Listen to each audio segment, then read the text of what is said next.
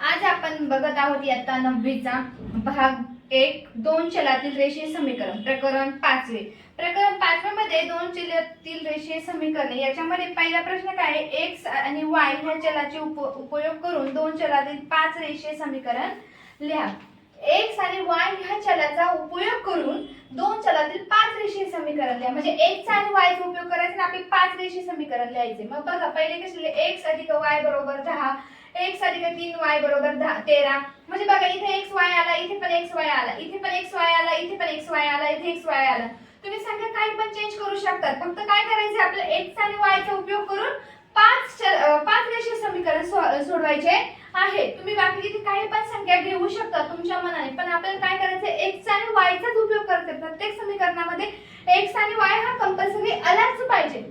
त्यातला प्रश्न दुसरा बघा, x + y = 7 ह्या समीकरणाच्या 5 उकली लिहा। किती उकली लिहायला लागले? 5, म्हणजे 5 समीकरण। बघा आता x + y = 7, पहिले ते आपण x ची व्हॅल्यू काय घेतली? 1 घेतली। मग 1 + y = 7, y = 7 - 1 म्हणजेच y बरोबर किती आले? 6। म्हणजेच पहिल्या समीकरणाची उकल काय आली? 1 आणि 6 आली। त्यात दुसरं बघा, x बरोबर काय घेतलं? इथे मी व्हॅल्यू -1 घेतलं। तुम्ही काही पण घेऊ शकता। मी इथे -1 घेतला म्हणून तुम्ही -1 घ्यायचं असं नाही, तर तुम्ही -2 पण घेऊ शकता, -3 पण घेऊ शकता। -1 + y = 7, y = 7 + 1, मग 7 आणि 1 किती झाले? y = 8। म्हणजे याची उकल किती आली? -1 आणि 8। पहिल्यांदा आपण जी व्हॅल्यू घेतलेली असते ना, तीच व्हॅल्यू इथे पण टाकायची आणि नंतर त्याचं उत्तर जे येतं ते इथे लिहायचं। त्यातलं तिसरं बघा, x = -2, -2 + y = 7, y = 7 + 2, 7 आणि 2 किती झाले? 9। म्हणजे आपली किती आली? -2 आणि 9। तिसऱ्याचा आणि चौथ्याचा पण अशाच प्रकारे मी सॉल्व केलेला आहे। तुम्ही तिथे संख्या पण चेंज करू शकतात, असं नाही की संख्या चेंज करायची नाही। तुम्हाला वाटलं तुम्ही संख्या पण चेंज करू शकतात, पण उकली ह्या दोन आल्याच पाहिजे आणि आपल्याला 5 उकली लिहायला लावलेल्या होते। अशा प्रकारे आपण पहिला आणि दुसरा प्रश्न सोडवलेला आहे। आता आपण तिसरा प्रश्न सोडवत आहोत। 5.1 मधला आपण आता प्रश्न तिसरा बघतोय। तिसरा प्रश्न काय आहे? पुढील एक सामायिक समीकरण सोडवा। त्यातला पहिला प्रश्न काय? x + y = 4, 2x - 5y = 1। आता बघा जे हे समीकरण आहे, हे जे त्याला 1 आणि 2 अशी नावं द्यायची। पहिले x + y = 4 हे पहिलं समीकरण, 2x - 5y = 1 हे दुसरं समीकरण। आता बघा समीकरण 1 ला 5 ने गुणू, हे जे समीकरण आहे त्याला कशाने गुणायचे? 5 ने गुणायचे। समीकरण 1 ला 5 ने गुणू,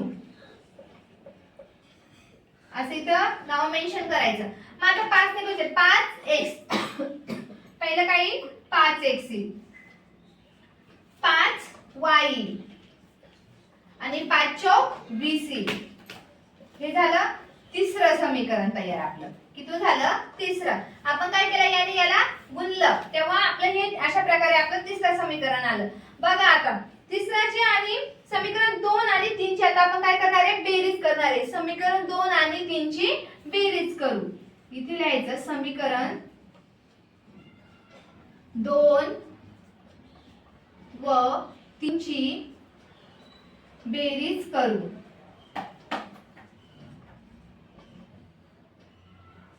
बेरीज करू। दुसरं आहे आधी आपण दुसरं लिहिणार आहोत।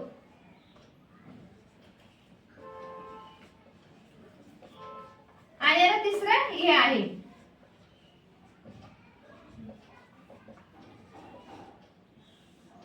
याची आपली काय करायला लावलेली आहे? बेरीज करायला लावलेली आहे। मग बेरीज करायला लावलेली आहे, आपण बघा आता हे तिसरं आहे आपलं। आता माझी छोटी संख्या खाली, आता मोठी संख्येवरती आणि छोटी संख्या खाली घ्यायची। हे झालं दुसरं आणि हे झालं तिसरं समीकरण। बघा 20 आणि 1 21, मायनस प्लस काय होतं? मायनस होतं, म्हणजे 5 तून 5 गेले 0, 5 आणि 2 7, बरोबर। मग आता बघा इथे काय करायचे आपल्याला? x = 21/7, 7 त्रिक 21, म्हणजे x ची किंमत किती आली आपली? 3 आली। किती आली? 3। मग आता 21 ची किंमत 3 आली। मग आता आपण इथे काय करणार आहोत? x = 3 ही किंमत समीकरण 1 मध्ये टाकू. 1 मध्ये टाकू. x ही किंमत कशात टाकायची? समीकरण 1. मग समीकरण 1 कुठे आहे? इथे x अधिक y बरोबर 4. मग आता x ची किंमत काय आहे? 3 आहे. मग आपण इथे लिहिलं 3 अधिक y बरोबर 4. बरोबर की नाही? आता x ची किंमत किती होती? 3 होती. म्हणून आपण ती काय घेतली? x ची किंमत इथे लिहून घेतली.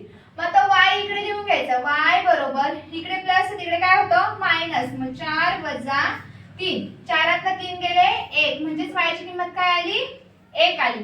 म्हणजे अशा प्रकारे आपले x आणि y च्या किमती काय आलेल्या आहेत? 3 आणि 1. अशा प्रकारे आपण पहिले समीकरण सोप्या पद्धतीमध्ये सोडवलेलं आहे. आता आपण प्रश्न तिसऱ्यातला क्वेश्चन दुसरा बघत आहोत. 2x अधिक y बरोबर 5 हे झालं पहिलं. 3x वजा y बरोबर 5 हे झालं दुसरं. मग समीकरण 1 व 2 ची काय करणार आहोत? बेरीज. समीकरण 1 आणि 2 ची बेरीज करायची. मग 5 आणि 5 10 y गेला. 3 आणि 2 5x. मग x बरोबर 10 ची दी 5. 5 दून 10. म्हणजे x ची किंमत किती आली? 2 आली. x बरोबर 2 ही किंमत समीकरण 1 मध्ये टाकूया. x आली म्हणजे समीकरण कुठे टाकायची आहे? 1 मध्ये टाकायचे. मग 2 लिहिला इथे बरोबर नाही. मग x ची किंमत किती घेतली? 2 अधिक y बरोबर 5. 2 2 जा 4. मग अधिक y बरोबर 5. जसं तसं घेतलं. y इकडे घेतला. इथे प्लस इकडे काय झालं? मायनस झालं. मग 5 तून 4 गेले 1. म्हणजे y ची किंमत काय आली? 1 आला. आणि x ची किंमत काय होती? 2. अशा प्रकारे 2 आणि 1 ह्या समीकरणाचे उत्तर आलेल्या एक सामायिक समीकरणाचे उत्तर आलेल्या आहे. आता आपण त्यातच तिसरं बघतोय. 3x वजा 5y बरोबर 16 हे झालं पहिलं. x वजा 3y बरोबर 8 हे झालं दुसरं. समीकरण 2 ला 3 ने गुणू. समीकरण 2 ला किती गुणायचे? 3 ने गुणायचे. मग 3x वजा 9y बरोबर 24 हे झालं तिसरं. बघा कशा प्रकारे गुणलं मी. 2 ला 3 ने गुणायचे. हे समीकरण 2 आहे बरोबर आहे की नाही? मग 3x घेतला. 3 त्रिक 9y आणि 8 त्रिक 24 बरोबर की? म्हणजे 3x वजा 9y बरोबर 24. आता हे झालं तिसरं समीकरण. समीकरण 3 मधून समीकरण 1 वजा करूया. समीकरण 3 मधून 1 काय करायचं आहे आपल्याला? वजा. आपण इतक्या वेळेस आधी बेरीज करत होतो तर आपल्याला वजा करायचे. मग 3x वजा 9y बरोबर 24. 3x वजा 5y बरोबर 16. 24 मधून 16 गेले 8. 9 तून 5 गेले 4 आणि 3 3 गेला 0. मग बघा 4y बरोबर वजा 8. आता y बरोबर 8 छेदी 4. 4 दून 8 म्हणून y ची किंमत काय आली? 2. मोठ्या संख्येचे चिन्ह काय? मायनस आहे म्हणून आपण इथे काय दिलं? मायनस. y बरोबर -2 ही किंमत समीकरण 2 मध्ये टाकूया. मग x वजा 3 वजा 2 बरोबर 8 हे समीकरण दुसरं आहे ना. मग एक जसा घेतला 3 दून 6 8. x बरोबर 8 छेदी 8 वजा 6. 8 6 गेले 2. म्हणजे x ची किंमत किती आली? 2.